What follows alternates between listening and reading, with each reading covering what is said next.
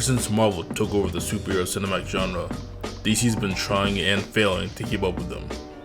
Things didn't start off too bad though. Man of Steel, that was a pretty good movie. Pretty decent honestly. Not a bad start. Then after that, DC decided to shit the bed and then roll around in that filth for about a couple of hours. And even when you think their movies are good, they're really not. Which has led to the current DC movies are bad stigma that we're in right now. But DC decided to throw a curveball this time around by making a superhero movie that's actually good. Yeah, The Batman was surprisingly good. Where this movie succeeds above all else, in my opinion, is atmosphere and tone. Look man, I love superhero movies a lot, like with big dumb action fights and CGI and laser beams and all that garbage, but this movie's best quality is the fact that none of that shit is here. While I've seen a few of Matt Reeves' films, I can't say I'm familiar with his tone to understand his usual style. But if dark and humble is more his forte, then he's a perfect fit to Batman. Batman is a darker character, and not in an edgy way, I mean like literally dark. Matt Reeves puts the goth in Gotham. Just compare Gotham here to the Gotham in the Nolan trilogy. Night and day, and even during the day, it's kinda icky. Like I said before, Batman's character is a bit more dark. He's the kind of guy who appears from the shadows of a grimy, rainy city to strike fear into his victims, appearing and reappearing into the night so that people question his existence. Not this noise. Why did you say that name? I've recently watched Batman Year One, which takes place in Bruce Wayne's first year as Batman, and between this movie and that movie, I'm not in the opinion that Batman as a character is at his peak when he's by himself. Not fighting aliens or part of a team, gives him space to be the depressing loner he is and fight his depressing loner villains. The actual story here is largely a critique of the character of Batman, which is good or bad depending on who you ask.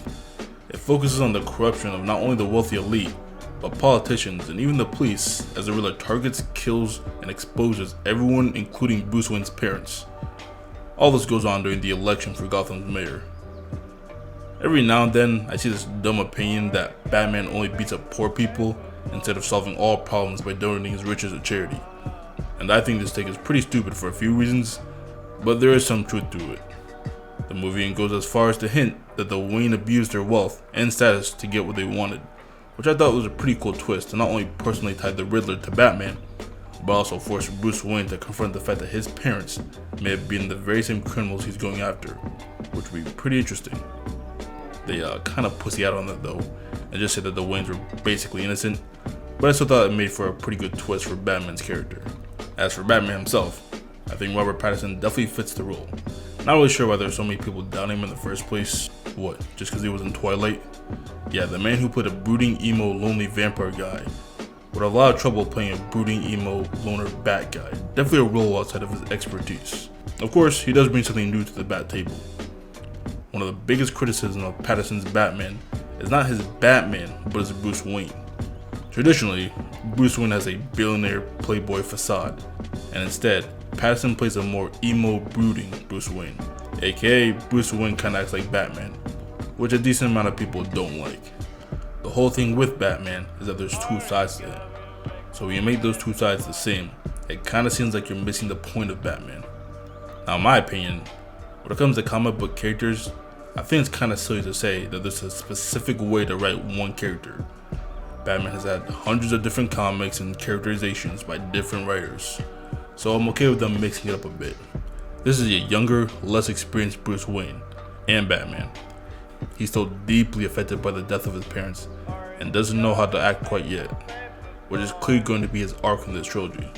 For example, there's a moment in the movie where Alfred talks about how Bruce wasn't taking care of himself. And then later in the movie, Alfred points out that he's actually showering and dressing well after Bruce meets Selina. Not that I blame him. If Zoe Kravitz looked at me that way, I'd start getting my shit together too. Now, if I'm being honest, Catwoman as a character, while very hot, doesn't really do anything for me. Characters that exist simply to be a love interest to another character don't really make for interesting characters themselves. But here I think they did a good enough job with Catwoman to make her stand out. She's the struggling poor that Batman's rich, and her story fits the themes of what the movie's got going on.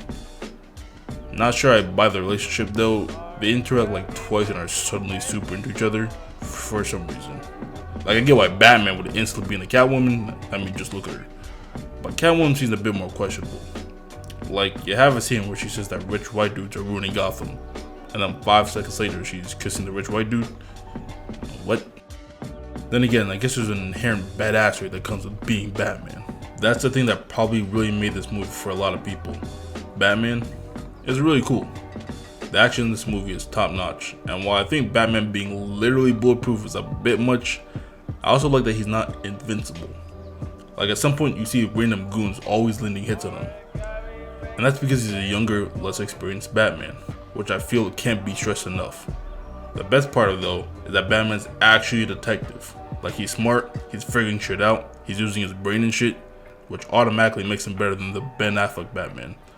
Though I do think Ben gets too much shit, and I don't think anyone can make writing like this work. Why did you say that name? That said, I do think Pattinson Duffy would make for a better Batman with the characterization that they're going for in this trilogy. Honestly, the writing all around is pretty good.